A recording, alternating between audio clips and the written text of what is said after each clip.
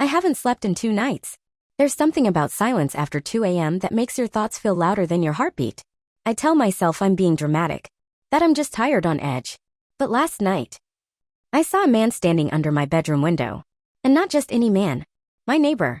The one everyone said was harmless. The one I trusted because he was old and quiet and wore a veteran's hat. Hi, I'm Leah. I'm 34, recently divorced, no kids, and emotionally bankrupt enough to buy a house off a rural cul-de-sac just for the quiet. I wanted clean starts. Peace. Trees. Solitude. A place where no one knew my name and no one needed to. And that's what it was at first. The house was older but cozy. My little patch of forest felt sacred. I painted the porch. Planted lavender. Started baking again. And then I met Miles. He lived next door. 70s. Retired Army. People waved at him politely. Brought him casseroles on holidays. His wife had passed 3 years ago, and according to my other neighbor Janine, he hasn't been the same since. He barely spoke. Just nodded at me once when I moved in. That silence was fine by me. Until I started noticing things. The grass near the edge of my property started flattening in weird tire lines. Not on the driveway, on the lawn. Then I found charred wood in the tree line. A little black patch near the brush, like someone had been burning something. I ignored it. I had bigger things to worry about. Like untangling my taxes from my ex-husband. But one day I looked out my window and saw Miles, dragging a trash bag behind him, deep into the woods. I tried to tell myself it was none of my business. Old guy. Probably yard waste. Maybe he just didn't want to pay for pickup. But that's when the pattern started. The tire tracks returned. Every few days another burn patch appeared behind the trees. Once I found a broken glass bottle near my back fence. Then I started hearing the crunch of leaves at night. I bought a floodlight. Then a ring cam. I wasn't prepared for what I saw on the footage. Miles. Just standing there. Under my bedroom window. At 2:43 a.m. Hands in his coat pockets. Not moving. Not knocking. Not pacing. Just staring up. I couldn't breathe when I watched it. I played it back 3 times. It wasn't a trick of the light. It was him. I did what any decent human would do. The next afternoon, I walked over, knocked on his door, and when he opened it, slowly, like his bones hurt, I said calmly, "Hey, sorry to bother you. I just need to ask you to stay off my property, especially at night. You may not realize it, but you've been coming through my yard." He didn't blink. Didn't respond. He just looked at me blankly, then shut the door. No words. The next morning, I opened my front door and found a dead bird on my welcome mat. I froze. It wasn't mangled. Just placed there. Wings tucked. Eyes open. That night, one of my security lights was smashed. Shattered glass scattered in the gravel. I checked the cameras. Nothing. He hadn't come into view. But I knew it was him. I ordered more cameras. I wish I could say I overreacted. That it ended there. But I caught something worse a week later. Something I still don't understand. He walked through my yard again. Around midnight.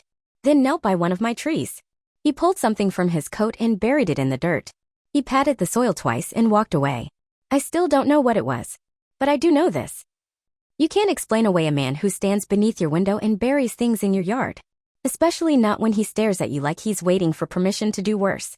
And if you're wondering why I didn't leave sooner, yeah, same. But here's what made it impossible to ignore. The next morning, I found tire tracks leading into the woods. And I followed them. That's when I found the slab. Fresh cement. No moss. No age. Just a concrete rectangle barely hidden under leaves. Like someone was trying to hide something that wasn't meant to stay buried. I went back 3 times that day. Once in the morning. Once before dinner. Once just before sunset when the light made the shadow stretch across the leaves like fingers. I don't know what I was expecting. A marker? A smell? Some undeniable proof? Instead, I stood there staring at it, this smooth, gray slab the size of a door. No writing. No cracks. No moss. No reason to exist. Just a buried shape that shouldn't have been there. You ever feel the air shift around you? Like the trees suddenly know something you don't? I walked back to the house, holding my breath the whole way like that would keep me safe. It didn't. When I checked the cameras that night, Miles didn't come back. But someone else did. Not the body. Just the sound. Crunching. One quick scrape. A car in the distance. Then nothing. I played it back a dozen times. No one appeared on the screen. No movement. No figure. Just that single, jarring crunch of something stepping on a dry branch right near the edge of the woods. Then silence. I started locking every door twice. Then 3 times. The next day I went to the police. I brought a screenshot of Miles standing under my window. I explained everything: the tire tracks, the trash bag, the bird, the cement slab. The officer on duty looked barely interested. Said it sounded like confusion, that Miles was known to be a little off since his wife died. Then he asked me if I was sure it wasn't just part of an old foundation. No, I said. It's too fresh. He gave me a pamphlet. Something about community services for elderly wellness checks. Told me to try not to escalate things. I left feeling like a child who tattled and got told to go back and play. That night, I dreamt I opened the slab and found a staircase. The next morning, the air smelled like burning plastic. And when I looked out the back window, I saw the smoke again, curling from the same patch of woods. I didn't call the cops this time. I grabbed my boots, my phone, and walked straight toward it. The ground was blackened, not a full fire, but definitely burned. Ashes scattered in a circle. In the center, charred wire. Melted rubber. Something that used to be a remote or maybe a control panel. And in the dirt beside it, a corner of duct tape, partially buried. I bent down. Pulled at it. It was stuck to a crumpled plastic bag, the kind you get from a pharmacy. Empty. Just that. But the smell of whatever had burned made my stomach turn. Later that afternoon, Janine from across the street knocked on my door. She held out a container of banana bread and smiled like we were in a Hallmark movie. Everything okay? She asked, her eyes darting past me into the house. I'm fine, I lied. Why? She hesitated. Well, Miles came over last night. Said he heard someone screaming in your yard. What? I blinked. I didn't scream. Janine frowned. He also asked if you owned a gun. That's when something in my brain clicked. Not because of the question, but because of how she delivered it, soft, sugar-coated, like maybe I was the unstable one. I thanked her, took the bread, shut the door. Then I turned my phone to airplane mode. I didn't want anyone checking in. I didn't want to be talked down to. I didn't want to be gaslit into thinking I was imagining a man who buried things and watched me sleep. I just wanted facts. So I did what anyone would do when they're tired of being polite. I walked back into the woods with a flashlight and a shovel. The first few inches were soft. Just leaves and dirt. At 4 inches deep, I hit rock. Or what I thought was rock. I scraped. Wiped it down. It was cement. The same cement. The slab went deeper than I expected and wider. I dug on all 4 sides. It wasn't a block. It was a lid. I couldn't go further. It was too heavy. Too solid. Whatever was under there, it was staying sealed. For now. That night, someone rang my doorbell at 12:41 a.m. I didn't answer. When I checked the camera, no one was there. Just one thing. A folded paper tucked into the handle. I didn't open it until morning. It said 5 words. You shouldn't have done that. You probably think I should have called the police right away. And yeah, part of me agrees. But I couldn't help but wonder, how did he know I was in the woods? The cameras didn't catch me. I never told a soul. Which means someone was watching me. From somewhere I couldn't see. And they wanted me to know it. I didn't sleep the night I found the note. I left every light on. Kept the TV on mute. Not because I was waiting for something, but because I wasn't sure what I wasn't waiting for. I sat on the edge of my bed for hours just replaying the same 5 words in my head. You shouldn't have done that. And you know what's worse than a threat? A threat written in perfect, block-letter handwriting. No signature. No smudge. Just precision. Like it was planned. I didn't call the police. Not right away. Because here's the thing, when you're a woman living alone, people don't default to believing you. They default to asking how you might have misread it. What you might have done to escalate the situation. Especially when your neighbor is a lonely old man with a limp and a flag on his porch. Instead, I made copies of the note. One for my glove box. One under the sink. One taped under the bottom drawer of my bedroom dresser. And then I made a list. Not a grocery list. Not a to-do list. A just-in-case list. Lawyer referral from Susan. Hidden camera inside front window. Call utility company about possible surveillance equipment. Ask Janine about any past complaints against Miles. Dig again, not alone this time. I titled it, If I Go Missing. I know that sounds extreme. But what would you do if someone trespassed, threatened, and maybe buried something on your land and no one was listening? You don't wait. You prepare. 2 days passed without incident. I thought maybe it was over. That Miles got scared I'd talk. That he backed off. Then Friday morning I stepped out to water my porch plants and stopped cold. The entire bottom row of lavender had been slashed. Not pulled. Not stepped on. Cut at the base. As clean as a razor. And in the dirt beneath them was another pharmacy bag. Same brand. Same placement. Empty. Again. I didn't cry. I didn't scream. I got in my car and drove straight to the township records office. If the police wouldn't investigate the slab, I would. Property records. Utility lines. Historical maps. I spent 2 hours scanning documents that hadn't been touched in years. And then I found something. A zoning map from 1998. Lot 22A, my property, used to be larger. It extended another 60 feet into the woods. In 2003, that section was officially reassigned to Lot 21, Miles's property. No public record of why. No explanation. Just transferred. But that didn't make sense. Because there was a fence. A permanent metal fence installed in 2006 that clearly divided our properties. And the slab? It was on my side of it. Which meant someone tried to rewrite the lines. Literally. I drove home with copies of everything and left them on my kitchen table. That night, I didn't go to bed. I sat by the window. Camera on. Flashlight in hand. Waiting. And just past 1 a.m. I saw it. Movement. A figure at the tree line. Not miles too tall. Too fast. They slipped between trees like they'd done it 100 times before.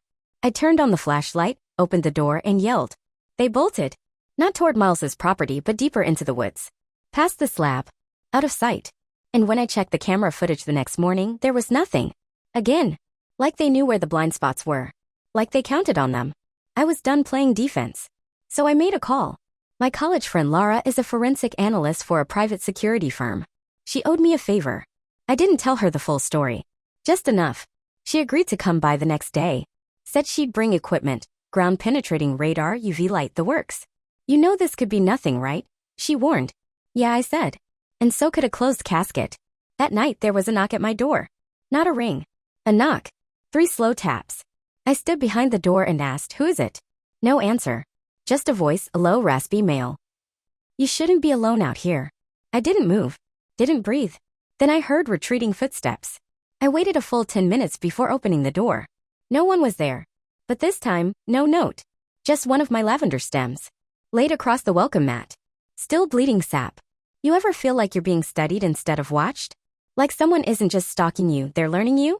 That's how it felt. Like someone was collecting data about me, my habits, my reactions. And I realized something terrifying. Maybe Miles wasn't the one doing all of this. Maybe he was just the cover. I didn't open the blinds the next morning. I don't know why. Maybe I didn't want to see the lavender again. Maybe I didn't want to see him.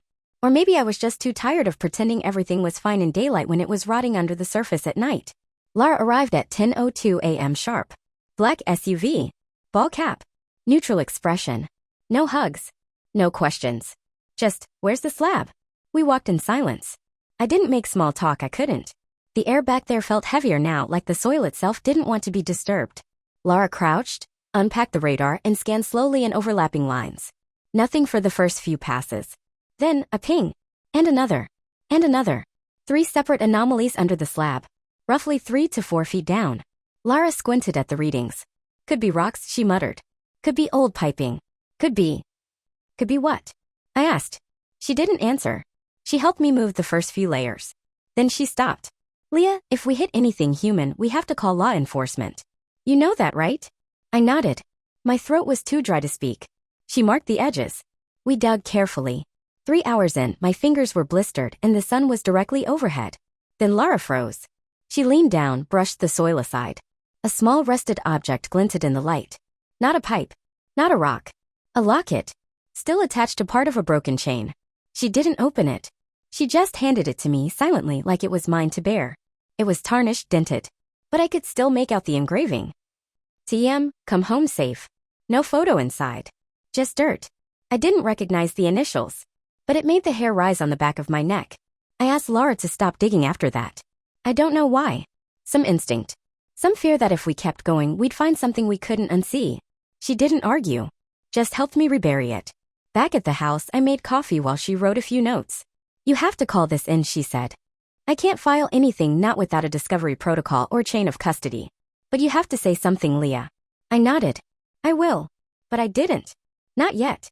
Instead, I went upstairs to the little guest room I barely used. Pulled out the town history book Janine had dropped off my first week here. I hadn't touched it since. But something inside me needed answers. And on page 74 I found it. A photo, black and white, grainy, dated 1974. It showed a group of army men standing in front of a community shelter after a flood. One of them looked just like Miles. Clean-shaven. Smiling. Standing next to a woman wearing a heart-shaped locket. My stomach dropped. I flipped to the caption. Local veteran Miles S. Hughes, pictured with wife Eloise and fellow servicemen, helps lead cleanup efforts after the '74 storm. Yem. Eloise Miles. She wore that locket. She used to live in my house. And she was never mentioned again in the book. I ran back to the slab. This time I brought the history book with me. Held it up next to the locket. Same design. Same shape. But no death record. No obituary. Not in the book. Not online. Not anywhere. Just a disappearance and a transfer of property. I finally called the police. Told them I had reason to believe a body might be buried on my land. Told them I had found jewelry and that I suspected it belonged to someone who had vanished. They said they'd send someone out the next day. I barely slept that night. Every noise felt like a signal. Every silence felt louder than it should. The officer arrived at 11 a.m. the following morning. But he wasn't alone. Miles was with him. Standing at the edge of my driveway. His hands were shaking. But his eyes were locked on mine. Miss Grayson, the officer said, Mr. Hughes has asked to speak with you before we proceed further. I told him it was your choice. I stepped back. Why would I ever? Please, Miles said softly. Just a minute. And then, for the first time since I moved in, his voice cracked. She's there. Isn't she? I don't know what you would have done in that moment. But I let him speak. Because I needed to know what kind of man stands under your bedroom window and buries history in your yard. He stepped forward. Pulled something from his coat pocket. A yellowed photo. Folded twice. Eloise. Smiling. Next to a sign that said, Welcome home. And on the back in her handwriting. I never made it home. I didn't know what to say. He held the photo like it was sacred. Like it still had weight after all these years. I didn't take it from him. I didn't move. I just asked one question. What happened to her? Miles didn't look at me. He looked at the woods. His voice was hoarse, barely more than breath. She didn't want to leave. Not even when the house was taken. The officer stood a few feet back, arms folded, unsure whether to intervene. Miles, I said carefully. Why is she buried back there? His shoulder sank. He sat down right there on my porch step, like the truth was too heavy to carry anymore. She wasn't supposed to be. His hands trembled. She died in her sleep. I didn't know what to do. She had no family left. We'd already lost the house and the VA. They wouldn't pay for transport. So he claimed he waited. For 2 days. Then he wrapped her in a blanket. Carried her into the woods. And poured the concrete himself. You're saying you buried your wife instead of calling anyone? He nodded. She asked to stay. She always said if something happened she wanted to go back into the ground where we made a life. And you just left her there? I visited her every Sunday. Until I couldn't anymore. I wanted to scream. To shake him. To tell him he desecrated her memory, and now mine. But I didn't. I stood there, one hand gripping the doorframe so tight my knuckles went white. Because here's the part one haven't told you yet. That wasn't the only concrete slab I found. There's another. Smaller. Deeper in the woods. No flowers. No tire tracks. No memories. Just concrete. And suddenly I wasn't sure that one had Eloise under it. I didn't mean to scare you, Miles said quietly. I thought you'd figure it out. You reminded me of her. Of course I did. We had the same house. The same porch. The same lavender she planted in '82 according to the records I later pulled. I was living inside his grief. And now it was seeping out in all directions. The officer stepped in. Mr. Hughes, I'm going to need you to come with me now. Miles didn't resist. Before they left, he turned to me one last time. She deserved more than I could give her. You do too. And then he was gone. You probably think that's the end. I did too for about 12 hours. Then I got a voicemail from the officer. And I'll never forget what he said. Miss Grayson, we've excavated the site and confirmed partial skeletal remains. They appear consistent with your neighbor's story. However, there was a pause. There's another location we need to talk about. Roughly 40 yards northeast. Did you know there's a second concrete enclosure on your land? I lied. No, I didn't. I hung up and stared at the ceiling. I couldn't breathe. Because I had known. That smaller slab deeper in the trees? The one I found 3 weeks ago but didn't dare touch? It's real.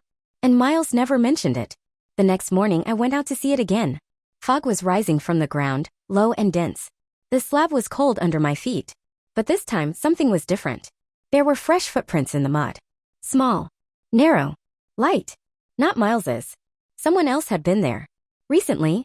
That's when I remembered the sound on the camera weeks ago. The one with no video. Just the crack of a branch. Back then, I assumed it was Miles or paranoia. Now I wasn't so sure. I texted Laura. Asked her to come back. She didn't respond for hours. When she did, it wasn't her usual tone. Leah, did anyone else know about the slab? Did you tell anyone where it was? No. Just her. And the cop. Maybe Janine if she'd eavesdropped. But something about Lara's next message made me freeze. The readings from that second site, they don't match the first. I called her. What do you mean? She sighed. There's metal.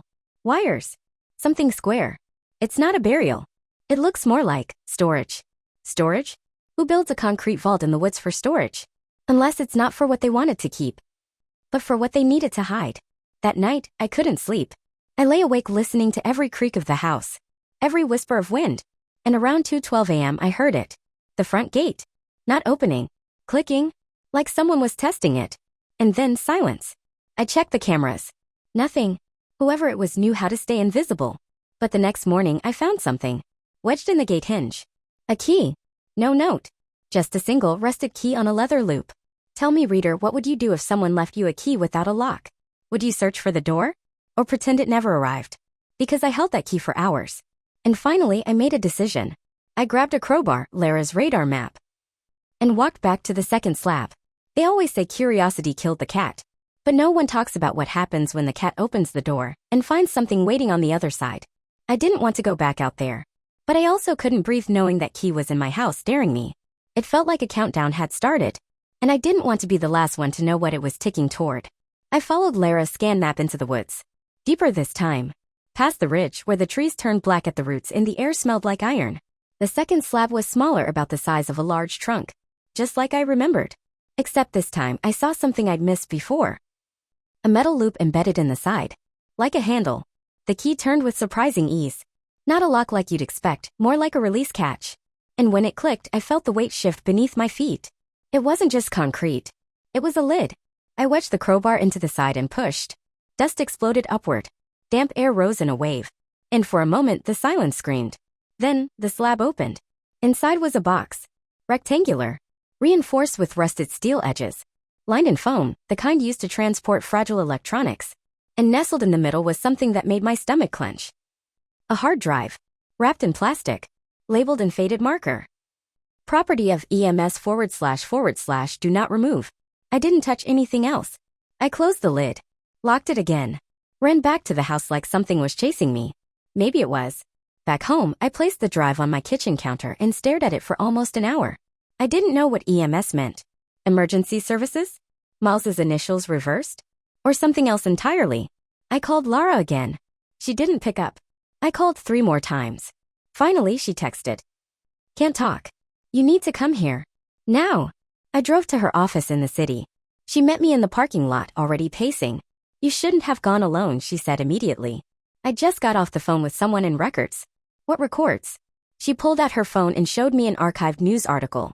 2004, local vet sued over illegal medical storage on residential land. It was Miles. Younger. Beard. Standing in front of my house. The article mentioned his wife's death, his discharge from a private contractor program, and an ongoing investigation into stolen government equipment. That equipment was never recovered. Until now. He used to work in military surveillance, Lara said quietly. After his discharge, he went private. They think he stole experimental hardware. Some kind of data-gathering prototype. I blinked. You're saying he was spying on people? Possibly. Or storing data for someone else. She paused. Leah, we don't know what's on that drive. I didn't answer. I just stared at the article. Because in the corner behind Miles, there was a woman walking past the window. She was blurry. Hard to make out. But she had my haircut. And she was holding something that looked a lot like a camera.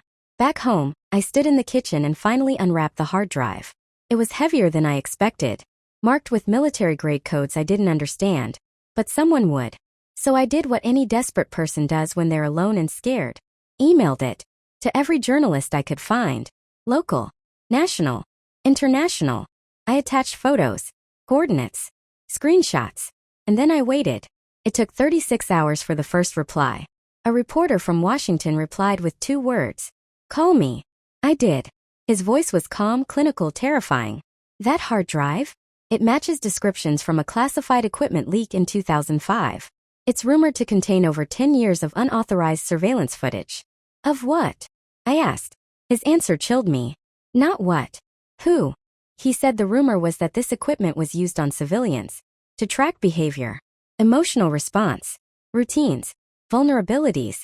You mean he was watching people live their lives? More than that, the reporter said. He might have been cataloging them. For who? We don't know. I checked my cameras again. Nothing new. But I felt it, that same itch in the base of my neck. Like I was already part of something bigger. Like maybe I wasn't being watched anymore.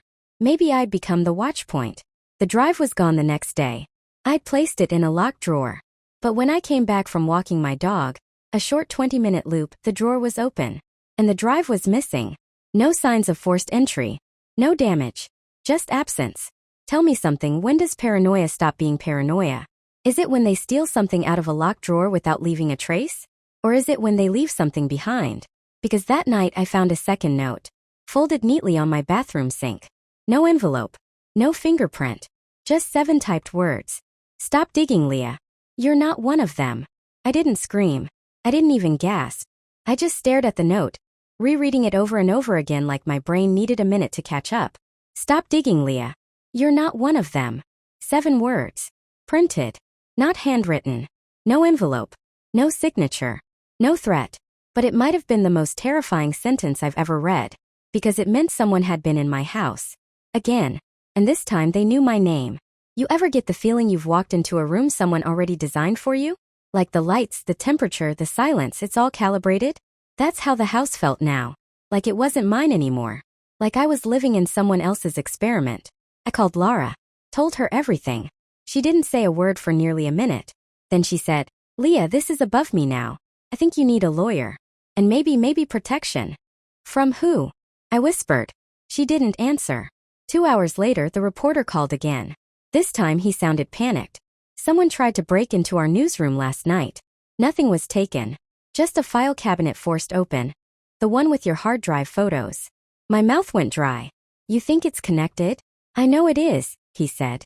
But that's not why I'm calling. We found someone. He gave me a name.